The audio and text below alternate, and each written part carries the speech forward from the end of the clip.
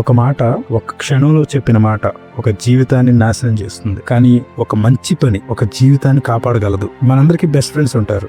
మీ best friend మిమ్మల్ని blame చేస్తే ఏమనుకుంటారు? మీ ఈగో వల్ల మీ బెస్ట్ ఫ్రెండ్ కానీ మీ ఫ్యామిలీ మెంబర్ కానీ దూరం అయితే ఎలా ఉంటుంది అనుకుంటున్నారు? ఒకరోజు మనం దూరం చేసుకున్న వ్యక్తి మన అవసరంలో ఉన్నప్పుడు నిలబడితే అప్పుడు మీ ఫీలింగ్ ఏంటి? ఒక్క మిస్టేక్ ఫ్రెండ్షిప్ని చెడగొడుతుంది. అదే ఒక్క మంచి పని ఒక జీవితాన్ని కాపాడుతుంది. ఇప్పుడు నేను చెప్పబోయే స్టోరీ విన్నారంటే మీ ఫ్రెండ్స్ని మీరు చూసే యాంగిల్ డిఫరెంట్గానే ఉంటుంది ఇక నుంచి. సో స్టోరీలోకి వెళ్తే రవి, మహేష్ చిన్నప్పటి నుంచి మంచి స్నేహితులు. పేర్లు గుర్తుంచుకోండి, రవి, మహేష్ చిన్నప్పటి నుంచి చాలా మంచి స్నేహితులు. ఒక వీధిలోనే పెరిగారు, ఒకే స్కూల్కి వెళ్ళారు. ఒకరోజు పెద్దగా ఎదగాలరా అని ఇద్దరు అనుకున్నారు, కలలు కూడా కన్నారు. పెద్దవాళ్ళు అయ్యాక ఇద్దరు కలిసి ఒక చిన్న వ్యాపారం మొదలుపెట్టారు. ఊర్లో వాళ్ళని అందరూ నిజాయితీగా పనిచేసే మంచి జోడీగా గుర్తించారు. కానీ జీవితం స్నేహాన్ని పరీక్షించడానికి ఒకరోజు ఒక పెద్ద సమస్య తీసుకొచ్చింది. ఒక కస్టమర్ ఒక కంప్లైంట్ చేశాడు. పనివాళ్ళు కూడా చిన్నగా గుసగుసలాడటం మొదలుపెట్టారు. అంటే వీళ్ళ బిజినెస్లో ఏదో చెడు విషయం జరిగింది. ఇకపోతే ఫ్యామిలీ మెంబర్స్, బంధువులు ఉంటారు కదా, ఎప్పుడైతే బిజినెస్కి కొద్దిగా చెడ్డ పేరు రాగానే ఫ్యామిలీ మెంబర్స్, రిలేటివ్స్ కొంచెం చెడుగా మాట్లాడడం మొదలుపెట్టారు. అయితే ఇక్కడ రవి కొంచెం చెడుగా మారుతాడు ఈ ఇన్సిడెంట్ వల్ల. రవి ఏం చేస్తాడంటే, ఎలాగో బిజినెస్లో తప్పు జరిగింది, అసలు తప్పేంటో తెలుసుకోకుండా మహేష్ని అందరి ముందు తిడతాడు. మహేష్ని అందరి ముందు బ్లేమ్ చేస్తాడు. చిన్నప్పటి నుంచి మంచి స్నేహితులైన రవి, మహేష్లో కొద్దిగా భేదాభిప్రాయాలు కలగడం స్టార్ట్ అయ్యాయి. సో ఇక్కడ రవి చేసిన చెడ్డ పని ఏంటంటే మహేష్ని తిట్టడం మొదలుపెట్టాడు. తన ప్రాణానికి ప్రాణమైన స్నేహితుడు అని మర్చిపోయి మహేష్ని రవి అందరి ముందు తిట్టడం, అందరి ముందు బ్లేమ్ చేయడం స్టార్ట్ చేశాడు. రవి మహేష్ని తిడుతున్నా కూడా సైలెంట్గా ఉండిపోయాడు. తనని బ్లేమ్ చేస్తున్నా కూడా సైలెంట్గా ఉండిపోయాడు. అయితే మహేష్కి డైరీ రాసే అలవాటు ఉంది. ప్రతి విషయాన్ని డైరీలో నోట్ చేసుకుంటాడు. ఆ రోజు రాత్రి డైరీ తీసుకొని ఇలా రాశాడనమాట. ఈ రోజు నా బెస్ట్ ఫ్రెండ్ నన్ను అందరి ముందు నిందించాడు అని రాశాడు. ఈ రోజు నా బెస్ట్ ఫ్రెండ్ అందరి ముందు నన్ను నిందించాడు, బ్లేమ్ చేశాడు. కొన్ని నెలల తర్వాత ఒక రాత్రి ఫ్యాక్టరీలో కొద్దిగా ఫైర్ యాక్సిడెంట్ జరుగుతుంది. ఫైర్ యాక్సిడెంట్ సమయంలో రవి లోపలే ఉన్నాడు. సో ఇప్పుడు రవి ప్రాణాలకే ప్రమాదం.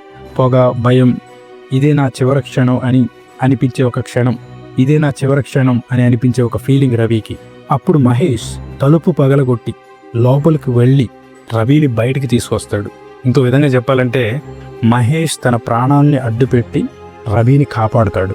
సో మీకు ఒక విషయం ఇక్కడ అర్థమైంది కదా, తప్పు జరిగిన రోజు తప్పు ఎక్కడ జరిగిందో తెలుసుకోకోకుండా రవి మహేష్ని నిందించాడు. కానీ ఆ నిందపడ్డ మహేష్, అదే మహేష్ ఈరోజు తన ప్రాణాల్ని సైతం లెక్క చేయకుండా రవిని కాపాడాడు. సో మరుసటి రోజు మహేష్ మళ్ళీ తన డైరీ తీసుకొని ఈరోజు నా బెస్ట్ ఫ్రెండ్ జీవితం రక్షించాను అని అందులో రాసుకున్నాడు. ఈరోజు నా బెస్ట్ ఫ్రెండ్ జీవితాన్ని నేను రక్షించాను అని అందులో రాసుకున్నాడు. కొన్ని రోజుల తర్వాత రవి మహేష్ డైరీ చూస్తాడు. మొదటగా రాసిన ఆ సెంటెన్స్ ఏదైతే ఉందో, రవి నన్ను అందరి ముందు బ్లేమ్ చేశాడు అనేది, మహేష్ అది పెన్సిల్తో రాశాడు. అండ్ రెండవసారి ఏదైతే మహేష్ రవిని కాపాడాడో, నా ఫ్రెండ్ని రక్షించాను అనే సెంటెన్స్ ఏదైతే ఉందో అది చెరపలేని ఒక ఇంక్తో రాశాడు. సో ఇప్పుడు రవి ఎందుకు అలా రాశావు అని మహేష్ని అడిగితే మహేష్ నవ్వుతూ ఇలా అన్నాడు, మై డియర్ ఫ్రెండ్, ఎవరైనా మనల్ని హర్ట్ చేస్తే, ఎవరైనా మనకి చెడు చేస్తే అది పెన్సిల్తో రాసినట్టు ఉండాలి.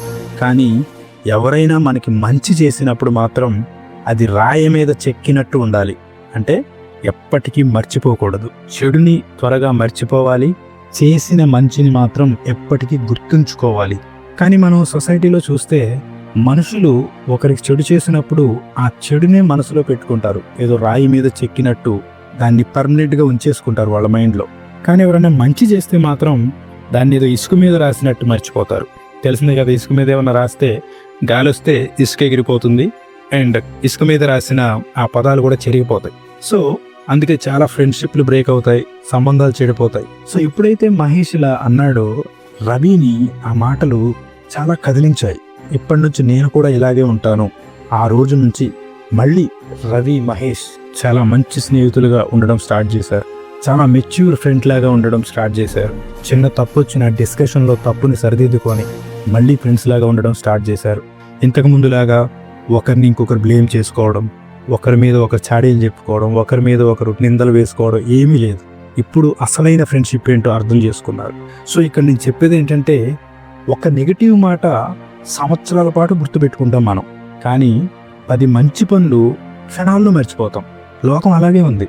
చెడు చాలా రోజులు గుర్తుంటుంది, కానీ మంచి మాత్రం త్వరగా మర్చిపోతారు. సో నిజమైన మనుషులు ఏం చేయాలంటే, బాధల్ని ఇసుక మీద రాయాలి, అవి చెరిగిపోతాయి. బాధలు అనేవి వస్తూ పోతూ ఉంటాయి, కానీ మంచి పనులను మాత్రం రాయి మీద చెక్కినట్టు పర్మనెంట్గా ఉండేలాగా రాయాలి. మనకు తెలియదు కదా, మనం నిందించిన మనిషి ఒకరోజు మన సైడ్ నిలవచ్చు. మనం నిందించిన మనిషి అదే వ్యక్తి ఒకసారి మన జీవితాన్ని కాపాడొచ్చు. సో ఈ స్టోరీ ద్వారా వచ్చే మెసేజ్ ఏంటంటే, friendship is not about who is right but who stays when things go wrong.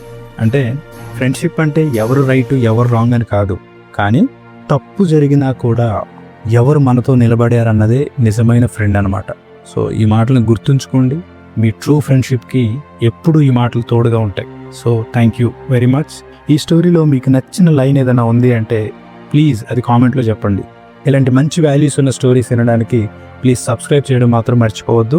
మీ ఫ్రెండ్స్కి కూడా ఇది షేర్ చేయండి. Thank you.